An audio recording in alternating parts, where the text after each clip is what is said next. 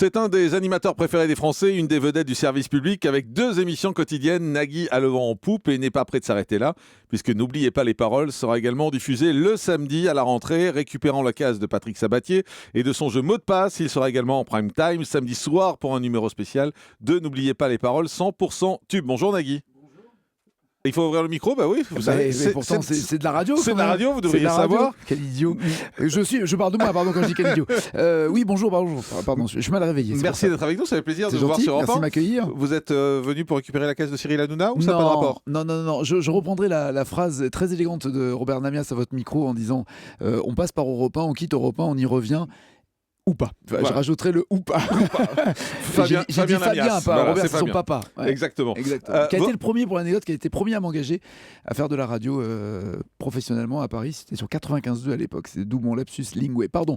Vous êtes sur Inter en ce moment? Vous restez l'année prochaine? Oui, absolument. Ils vous gardent? Oui, ça y est. Oui, c'est un truc bête. Ils ont dit ça marche. Est-ce que vous avez envie de continuer? Je dis oui, je suis heureux. Comme c'est du bénévolat en même temps, on peut pas parler de salaire. C'est un défraiement à Inter. Donc on continue. Voilà. 2 quotidiennes à la télé plus Inter, ça fait beaucoup, non?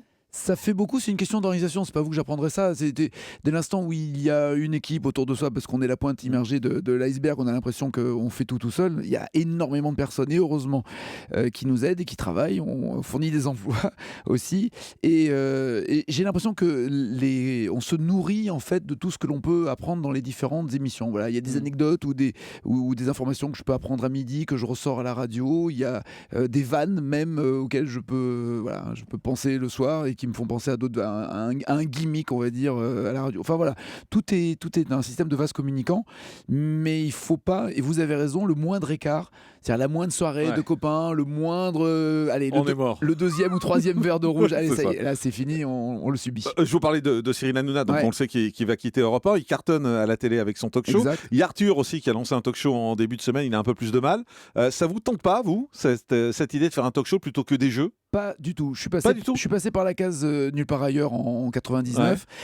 Ça n'a pas été un souvenir formidable, aussi bien en termes d'ambiance à Canal et la manière dont on ne m'avait donc pas accueilli, que dans on va dire quoi, la suffisance de dire je suis capable de faire un show à moi tout seul. J'ai ce plaisir-là à la radio en partageant avec d'autres voix et d'autres talents. Mais un talk show télé, ça vous tente pas avec une bande? Là non. Et puis franchement, là, je trouve qu'il y en a un peu trop, si je peux me permettre. Donc, vous avez regardé Arthur? Je l'ai pas regardé parce que c'est pas une tranche horaire qui me permet de le faire. Même en replay? Non, j'ai vu les hebdos. Donc je sais pas s'il y a une grosse différence ou pas. Non, ça peut pareil. Vous avez vu l'hebdo show? J'ai vu l'hebdo, voilà. Et alors, vous avez trouvé ça comment? Surproduit. C'est peut-être ça la petite différence ou la grosse différence avec l'espèce de famille qui a été constituée autour de Cyril. Je trouve que c'est tellement produit qu'on a le sentiment que le trait est un tout petit peu forcé, mais il faut laisser le temps. Je pense que c'est mal barré. On première 1,3 million, 1,1 million le lendemain, dans une case qui fait 2 millions en général. On est d'accord. Il faudra comparer le lundi avec le lundi, le mardi avec le mardi. Donc attendons de voir la semaine prochaine. Si en effet lundi prochain il est à moins d'1,3 million, ce qu'il a fait le premier lundi, c'est pas un voyant très très vert. Mais après, il a dit dans différentes interviews que quoi qu'il arrive, il sera là à la rentrée. Oui, c'est pas ce que nous a dit TF1. Non, il est là un mois cette fois. Si ça marche, il sera là à la rentrée. Si ça ne marche pas, ils vont lui donner du temps. Il sera peut-être de retour pas avant janvier, si le score n'est pas bon. Très bien. Un mot sur vous, Nagui, justement, avec votre jeu N'oubliez pas les paroles qui va arriver les samedis. Donc vous avez réussi à éjecter Patrick Sabatier après l'avoir fait revenir sur France 2. C'est pas exactement comme ça que c'est passé. En fait, je reviens à la case historique de cette émission qui est née un samedi il y a 8 ans déjà. Vous êtes resté pote avec Patrick? Il n'y a pas du tout, et vous le savez, chaque fois que j'ai ce micro, vous me posez la question, à chaque fois je vous redis, mais on ne va pas relancer voilà, il n'y a plus de cas. Pour la petite histoire, tout le monde veut prendre sa place, à commencer du lundi au vendredi, et puis en installant l'émission et un samedi et le dimanche, comme d'ailleurs c'était le cas et c'est toujours le cas de Jean-Luc Reichmann sur TF1, elle a franchi une étape supplémentaire en termes de public. Voilà, et je pense, c'est une très bonne idée en termes de programmation, de logique de programmation horizontale. Puis en plus, c'est feuilletonnant, on s'attache au maestro. C'est vous qui avez demandé à prendre sa place? Pas du tout. Moi, j'ai découvert ça. D'abord, il y a eu une rumeur qui a circulé. J'ai appelé la chaîne pour savoir si c'était oui ou non le cas. Ils m'ont dit que c'était l'une des possibilités qu'ils envisageaient. Et puis, soyons francs, il y a aussi un coût pour eux qui est moindre en payant une émission à un prix d'une quotidienne plutôt que d'une hebdo. Cette logique-là, je crois que C'est à vous va également l'appliquer sur France 5 à la rentrée. Ouais. C'est dans l'air aussi. C'est une logique économique aussi et de programmation horizontale. Donc vous lui avez pas envoyé un petit SMS avec désolé. Je crois plus avoir son numéro en fait. Je vous le donnerai si vous voulez. Non, merci. Ah oui, carrément, c'est à ce point-là. Ah non, mais D'accord. il y a un moment donné, je vais m'intéresser plus aux gens que j'aime que ceux que j'aime pas. Très bien. Tout le monde veut prendre sa place tous les jours, le midi sur France 2, ça marche bien aussi, ça va continuer. Ah, finesse Morandini, c'est du Morandini. Il n'y a pas à chier. C'est-à-dire, on va faire 10 minutes sur. Et alors et là, j'ai vu. Par exemple, Ici Paris fait partie du groupe Lagardère Europe 1. Et ben, ces enfoirés font un titre avec Nagui frappé par le cancer. Ce qui est un truc de sagouin, mais honteux. Tout simplement parce que j'ai pleuré la mort de Patrice Kramer qui est mort d'un cancer. Donc oui, je suis frappé par le décès d'un ami et ça devient le titre frappé par un cancer. Voilà, on n'imagine pas, ne serait-ce qu'il y a une ou deux personnes qui peuvent regarder ça en disant il a peut-être un cancer. Je l'ai peut-être d'ailleurs ce cancer, je ne sais pas s'ils sont tout bib chez Ici Paris, mais voilà, je trouve que c'est un comportement de voyou. Je vous compare pas eux, je vous rassure. Je comprends pas ce que ça vient faire dans la discussion. Non, mais d'un coup, je réagis avec d'abord parlons du mal avant du bien. Ouais, bref, c'est pas grave. J'avais envie de me défouler au micro d'Europe 1. Contre Ici Paris. On sent bien en fait, on dit tout. Vous voyez, c'est bien, on est totalement libre. Tout le monde veut prendre sa place en plus. J'étais en train de vous dire que ça marchait bien. Oui, ça cartonne tous les jours sur France 2. Ça marche même mieux parce que à ce micro, lorsqu'on en avait parlé ensemble, je vous avais dit non, mais de toute façon, il y a une distance, il y a un vrai gouffre entre TF1 et France 2.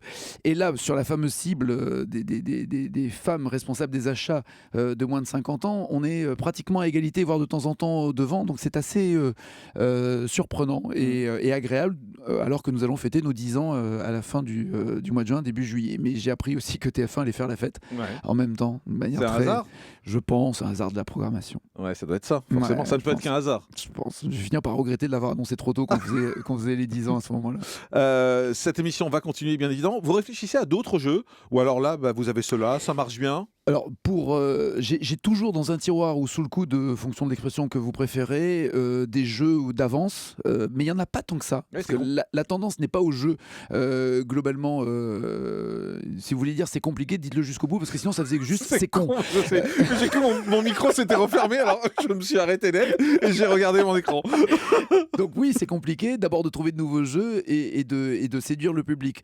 Mais lorsque l'on voit un jeu comme Tout le monde prend sa place, qui réunit toujours autant on est à 23% en moyenne à midi et 18-19 sur la fameuse ménagère de moins de 50 ans et le carton du soir aussi. C'est fragile, pourquoi aller changer quoi que ce soit et vous produisez un jeu pour France 3 aussi. Exactement. Vous avez fait un pilote. On a fait un pilote, c'est Églantine Émeillé qui a fait pour la première fois de sa vie un jeu et qui l'a tellement bien fait. Ça manque de femmes dans les jeux. En tout cas, elle a extrêmement bien fait. Donc je serais ravi. Mais vous ne trouvez pas que ça manque de filles comme animatrice de jeu? Il y a Laurence Boccolini, mais à part ça c'est vrai, là du tac au tac, je vois pas d'autres filles. Il y avait Sophie Favier qui faisait la maxi-tête. C'était il y a quelques années. C'est vrai. C'était chez vos amis de Canal, ça. C'est vrai. Mais donc ce jeu, il va arriver sur France 3. Je ne sais même pas pourquoi ça manque de filles d'ailleurs. Le jeu, j'espère, arrivera sur France 3. Je peux pas vous dire autre chose que la stricte vérité. Je saurai cet après-midi ce que France 3 en pense. Il y a eu à un moment donné l'idée qu'un vent de jeunisme allait souffler sur France Télévisions. Ça vous a pas inquiété ? Je me sens extrêmement jeune dans ma tête en tout cas et je pense que vous n'avez pas eu peur d'être remplacé par Cyril Ferraud quoi. Non, mais il sera le bienvenu et il a une carrière extrêmement bien dessinée. S'il la gère bien, il va cartonner, il va durer et je lui souhaite le plus longtemps possible. La question c'était pas de vous faire des compliments sur Cyril. Vous n'avez pas eu peur qu'il vous remplace? Bah non, puisque déjà quand on admire quelqu'un, on n'a pas peur d'être remplacé et de toute façon, je serai remplacé quand, à quelle heure, par qui, j'en sais rien. Vous avez un contrat de combien de temps avec France 2 ? Pour finir ma phrase que j'avais commencé il y a à peu près un quart d'heure, je voulais juste te dire que je pense que ce qui est important pour France Télévisions, ce n'est pas de rajeunir ses animateurs, c'est de rajeunir son audience. Bien sûr. Et de ce côté-là, en effet, j'ai la prétention ou la lucidité d'être tranquille. Le public est extrêmement jeune et quand on est devant TF1 sur les moins de 50 ans, vos phrases, c'est un signe. Non, mais c'est un signe. C'est très long les quand phrases. vous êtes devant TF1. Non, Ouais. c'est pas un si. Très pas bien, un oui, si. c'est un signe. C'est un si. Vous avez un contrat de combien de temps avec France 2? Jusqu'à juin 2017. Pardon. 2017. 2007, il faut que je relise. C'est quoi ce contrat? Mais c'est le grand amour avec Delphine Ernotte, non? On a le sentiment qu'il y a un très bon contact entre vous.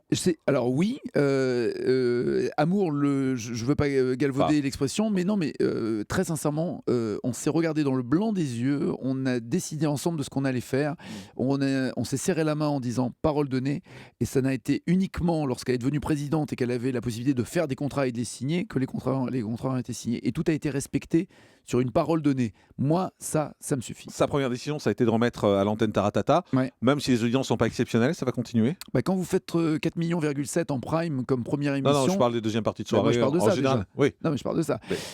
Et Ça, c'était la première. Ça, c'était la première, c'était le prime, et c'est, que vous le vouliez ou non, de toute la saison, le record en divertissement de prime de France Télé. Le vendredi en deuxième partie de soirée, c'est beaucoup plus compliqué. Le vendredi en deuxième partie de soirée, c'est plus compliqué? Non. En deuxième partie de soirée, quand on est à 22h30, on fait 1 million.